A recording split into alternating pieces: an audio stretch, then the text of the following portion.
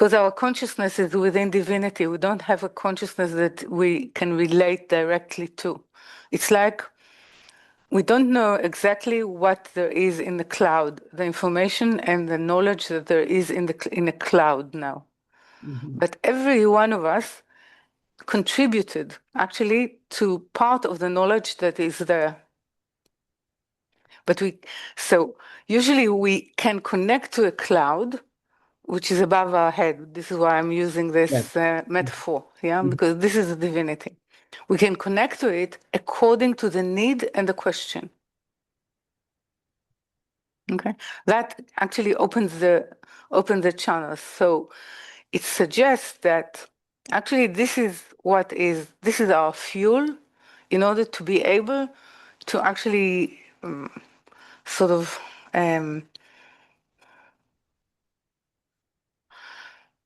allow something to become in ourselves, that will be able to lit, meaning that we'll be able to serve the coming back of the light to reality. So our fuel is the constant consciousness of divinity above our head, of the cloud, what is called. This is why, as well, the cloud is leading Israel within the desert, within the experiment, So it turns to be fire in order to be seen at night, meaning in exile. So intellectually, this resonates, and yet I woke up early this morning because I'd been thinking about the article with a feeling of I'm so utterly lost. And I rarely have doubt in faith, but I woke up with doubt this morning. First, congratulations. I know. John Fowler says it's one of the highest forms. Welcome to the family. Yes. Right. Yeah. Okay. Yes. So I think it's the time. I will weave. I think we need to weave it with the time, and awe and concealment and this. Which, if we don't start to doubt and we don't actually locate, or no, it's not to locate. It's actually to place. To place in terms of a sort of relocation, to place the doubt in a way that it becomes a service and not a destructive force. I hear that. Okay. Yeah. So I'm repeating it. Only a person with really a strong and sort of a stature of belief is only a person who has doubt. If a person does not have doubt, there is no belief. Now, the doubt is, where do we place the doubt?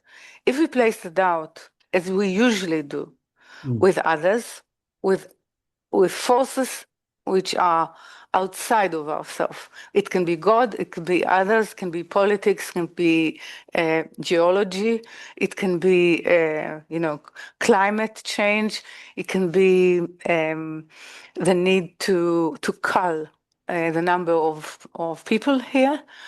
Whatever is being sort of rising in us, need to move into locating it into but truly into the limitation of our perception.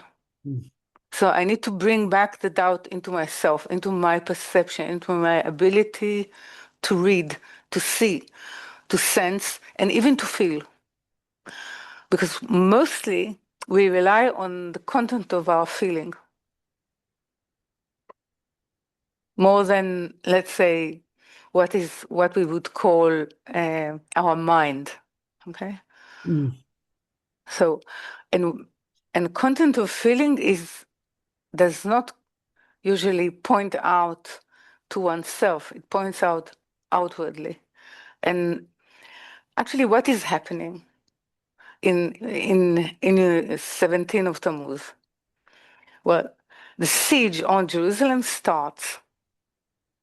Well, what it means, siege on Jerusalem? Siege on Jerusalem is a siege on awe, or what we call ira'ah, on the ability to actually complete this awe or fear, yeah, or of actually this what instead in front of what we stand. So it means that there is power coming to siege that. So the first thing that you will feel is doubt. Can we stand it? What true forces, powers can we collect upon ourselves when we see what is attacking? It seems to be hopeless. And if it's hopeless, it means that the higher miscalculated. Yevshar. ודאי, this is a reasonable reasoning of we were given an impossible mission.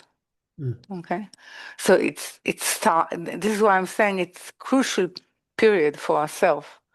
If we manage to internalize it, we can give birth to something really magnificent, which is a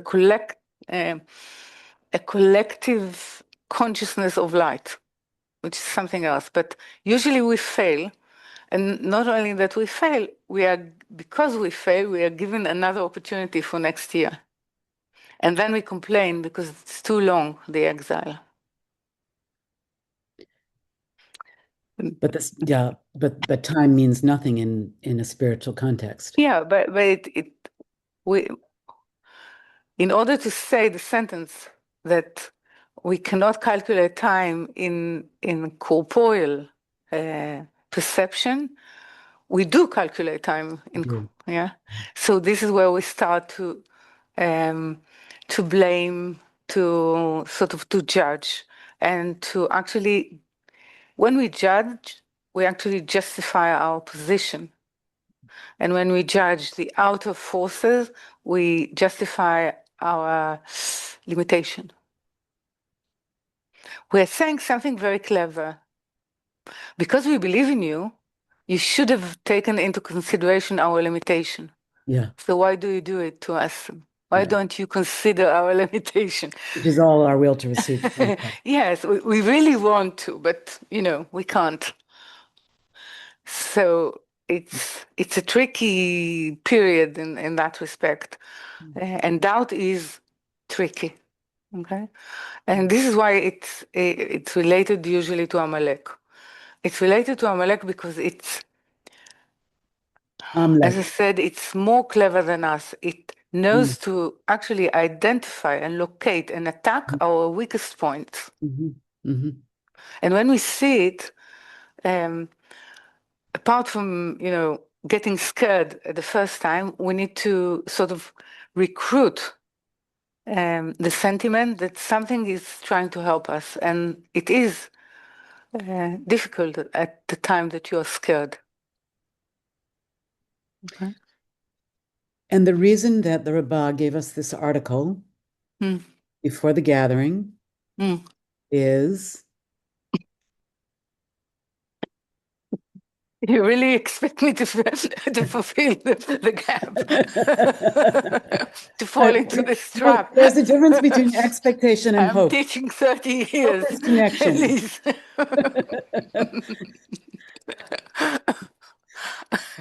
So it was nice.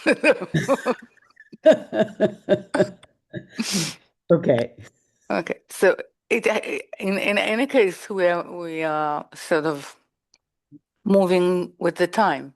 So it is quite clear that I'm just reminding us that our gathering will be in the midst of between the straits, in between the straits. So it's going to have this kind of bashing quality.